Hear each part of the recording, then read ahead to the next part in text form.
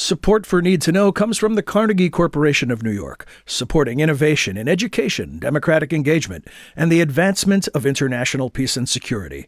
Learn more at carnegie.org. Welcome to the Need to Know podcast from the Wilson Center, a podcast for policymakers available to everyone. Always informative, nonpartisan, and relevant, we go beyond the headlines to understand the trend lines in foreign policy. Welcome back to another episode of Need to Know. I'm your host, John Milewski. Well, the relationship between China and the United States has seen better days. For lack of a new term, many have dusted off Cold War as a way to describe the current state of affairs. Secretary of State Antony Blinken just returned from a high-level visit to the People's Republic, raising hopes that we could see a thaw in the increasingly frosty relationship between the two superpowers. But not so fast. At a campaign event in California, President Biden referred to President Xi as a dictator, and of course, China's Ministry of Foreign Affairs was quick to respond. A spokesman called the remarks extremely absurd and irresponsible. He went on to accuse the president of seriously violating diplomatic protocol and seriously infringing on China's political dignity, which they characterize as an open political provocation. So much for a thaw. To help us sort it all out, we turn to our man on the China beat, the director of the Wilson Center's Kissinger Institute on China and the United States, Robert Daly. Robert, welcome back. Great to see you. Good to be with you. So, Robert, so much for building positive momentum. Yes. Interestingly, before Secretary Blinken went to China, he was really under assault in the party-led media. They personalized attacks on him to an unusual degree. It wasn't just about hegemony.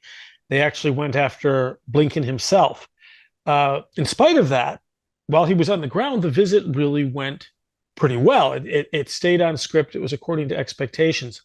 But in the critiques that China published before Blinken arrived, there was an extensive section on how the United States never follows through on how the history of relations over the past several years has been that the United States extends a hand and then slaps it away. That as soon as we go for stabilization or responsible management of the relationship, we will hit them with, export controls or some other criticism. And so the Biden comments from China's point of view here fall very much into the predicted pattern. They said their response, yeah, and so their response has been, there they go. This is what we expected. Now, but we know that we may want to explain, whoops, we did it again, to the otherwise very sophisticated, foreign policy-focused need-to-know crowd. We'll give them something to Google. How about that? So, but, it is campaign season, and we know that the rhetoric is not necessarily a reflection of true policy. Do the Chinese get that as it relates to the things they might start to hear on the campaign trail? Well, they do to a degree, except that this fits another pattern. Then candidate Biden called Xi Jinping a thug. About a year ago at another private campaign event, he was reported as saying that Xi Jinping doesn't have a small d democratic bone in his body. And then he made an impromptu comment about Xi Jinping, which was read as an insult in Beijing, during the State of the Union address, where he said that no world leader would want to be in Xi Jinping's position. And now he's called him a dictator. So yes, they understand the politics, but they also see a pattern. And it's an unfortunate development. And the reason that it's unfortunate is that there has been a very useful fiction maintained over the past several years that President Biden and Xi Jinping have a close personal relationship because they've met so many times going back to when they were both vice presidents. And as I say, well, that's a useful fiction. It's a fiction of sorts. You want to maintain it because as long as the two leaders are seen as being above the churn, it means you can use symmetry to get action that you can't get just with the battling bureaucracy. So you sort of want to maintain that. And personalizing the relationship makes that a lot more difficult. China attacks the United States constantly. It calls us a hegemon. It says much worse things. We're the biggest source of global instability. We are at fault for the war in Ukraine. So it's not that they don't insult us, but they have never personalized it with reference to Joe Biden. Say they did with Secretary Blinken before he went, and Blinken succeeded anyway. Now that it's personalized, it gets a little tougher, little bit tougher. When you mentioned all of the harsh rhetoric before the visit, but what about the coverage of the visit? Was this a big deal in China? Yes, the visit was quite a big deal. It was somewhat upstaged among the ordinary Chinese people by sort of a very human, feel-good event that wasn't reported here. The Argentine and Australian national soccer teams were playing a friendly match in Beijing, and a high school student from China wearing an Argentine powder blue and white jersey got onto the field, ran out, and hugged Lionel Messi.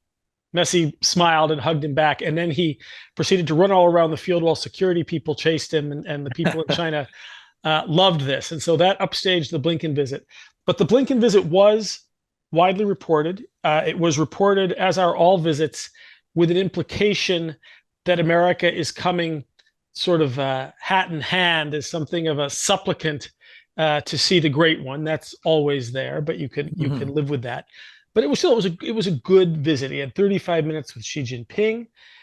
He had a long session with the foreign minister, Qin Gang, and with Wang Yi, who is sort of the foreign affairs maven. It all seemed to go according to script. Both sides were very candid about their disappointments with the other. These were all known factors. But he seemed to have laid the groundwork for a series of meetings that would probably include Secretary of Commerce Raimondo, Secretary of the Treasury Yellen, and others, all of which would build toward a mooted Biden-Xi meeting on the sidelines of the APEC summit in San Francisco in mid-November. The question is now where that's going to stand. Prior to Biden's agreement, I had been saying in other international media hits, and I'm not claiming any prophetic powers here. It's actually fairly easy to do. I said the real test of whether China was truly committed to dialogue would be whether the dialogues continued after the next real or perceived insult or provocation. And lo and behold, within 24 hours, we didn't waste any time to test that theory. And they'll keep coming. Now, I think that China is going to give Biden a mulligan on this one if it doesn't get too widely amplified, because China also needs a stabilization in the relationship, because Xi Jinping needs to focus on the domestic economy. And so the foreign ministry said what it said. I think it stops there, again, unless it's amplified. But of course, the American media is likely to amplify this. So we'll see where it goes, and then China is going to face a dilemma. It doesn't want to engage with this issue too long. It doesn't want to stop on it because they don't want an international debate about whether Xi Jinping is, in fact, a dictator or not. That doesn't work for China. So this is going to be an interesting test. Well, a lot of verbal, if we ignored the Biden comment about dictators, a lot of verbal olive branches emerged from the Blinken visit. Xi himself said they agreed to follow through on common understandings. Blinken called the meetings important. The Chinese official readout described candid, in-depth conversations. Would we be talking about a thawing of relations had President Biden not said what he said? No, I think a thaw would be an exaggeration, although you're right that the readouts were good. And in fact, Xi Jinping had said that he saw progress in the relationship. And he was, from China's point of view, sort of going out on a limb there. And then Biden rather sort of sawed off the limb, right? at least for now. But the relationship is so fraught that you could seek a stabilization of sorts, but a stabilization was never, in the telling of either country, an attempt to actually alter the nature of the relationship. Mm-hmm. Both sides are looking for more. Both have an awful lot to do. But as we said after Biden and Xi met in Bali last fall, neither leader has reconsidered his goals or intentions. Neither leader has reconsidered his assessments of the other leader, the other country. Neither of them has reconsidered his beliefs about his own country and its place in the world. So all of the factors that have brought us to this state are very firmly in place. That said, meetings and a tempering of rhetoric are a very good thing if that can be maintained.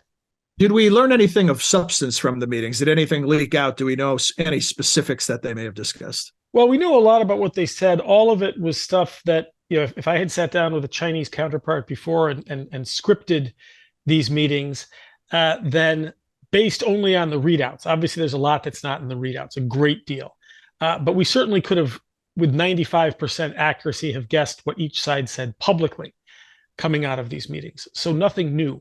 But what matters is that they happened at all. And again, that there's an attempt to begin a process of more traditional diplomacy after long periods of silence. China had cut off what were fairly uncertain dialogues after then Speaker Pelosi visited Taiwan last summer. The Secretary Blinken then canceled his trip to China in January after the spy balloon was shot down. So we keep trying, but it's one step forward, two steps back, and say, let's see now whether the trips that have not been scheduled, but that have been largely agreed to, go forward. Again, if there are no further provocations, I think that they will, but I also think there will be further provocations. The issues that are on the table between the two nations are very significant. I mean, you look at now China in Cuba. You talk about concerns about China potentially at some point deciding to provide lethal aid to Russia in Ukraine, even though for now they've ruled that out. And then there's, of course, Taiwan. Where do you begin? Where would you recommend that policymakers in the U.S., I don't even know that you could call it low-hanging fruit, but where do you begin rebuilding the relationship in a more constructive manner? I think it's time to take the phrase low-hanging fruit out of U.S. China relations. People have been talking about that for a while, and it doesn't really mean very much. I think that there are two things that the United States could do in the very short term.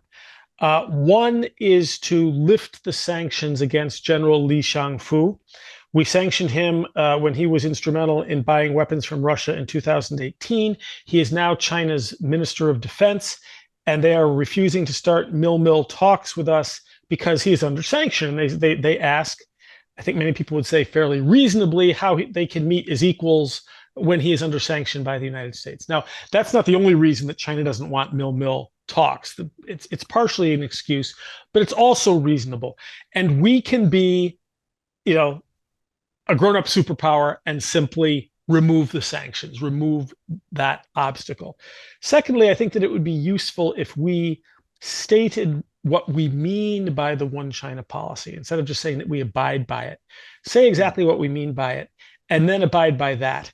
And then, of course, there are things that China could do too. It can release Americans who are being wrongly held or under exit bans. It could make a really serious attempt to stop the flow of precursor materials that go into fentanyl production in Mexico.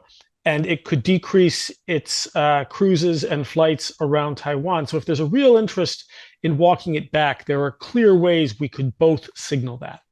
And this military to military communication that you mentioned, this isn't just symbolism here. We're talking about the potential to avoid mistakes or miscalculations or misreads of the other side's intentions. Absolutely. Chinese ships have been cutting across our bow in the Western Pacific in what is clearly the global commons, international waters. And Chinese fighter jets have also been cutting in front of our much slower moving planes, some of which are indeed, sort of spy planes of a sort, but they're operating in international airspace completely legally. China is, flirting with trouble that way. And it was this kind of process that led in 1999 to the incident in which a Chinese hotshot pilot actually hit our spy plane. He died. Our guys scuttled on Hainan Island and were taken hostage while then Secretary of State Colin Powell got busy negotiating. That worked out in the age of engagement. The age of engagement is over. How would a crisis of that kind be handled now when there's profound distrust between both sides? We don't know the answer to that. But having more regular dialogues would help both sides to manage that kind of crisis should it occur, and the likelihood of its occurring is going up. A quick final thought. I know that you've testified in front of Congress many times, that you've done briefings for members who are traveling to China or interested in China. What's the number one tip that you give American legislators when you're telling them how to approach thinking about and talking to China? Right now, I think an awful lot of our congressmen engage in poking the dragon for the sheer sport of it.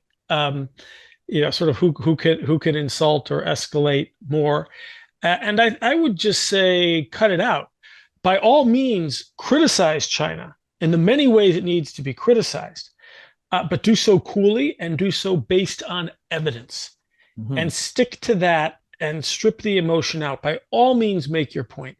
But our rhetoric is something that we can control unilaterally. And we need a return to the discipline that has really characterized diplomacy and government language for a very long time. You and I are both interested not only in international affairs, but also in popular culture. And there's been a cheapening of the coin, a sort of a South Parkization of American political rhetoric, both domestically and internationally. And the rest of the world, and China in particular, don't respond very well to it. Yeah. Yeah, it's like the South Park song "Blame Canada" now is "Blame China." I suppose. Right. You got your pop culture reference. Well, Robert, thank you very much as always. Terrific stuff. And for more information on Robert's work and the Kissinger Institute on China and the U.S., you can visit wilsoncenter.org. That's where you'll also find more information about this podcast and many others and other valuable content from the Center. So that's all for this edition of Need to Know. Until next time, for all of us at the Center, I'm John Milewski. Thanks for your time and interest.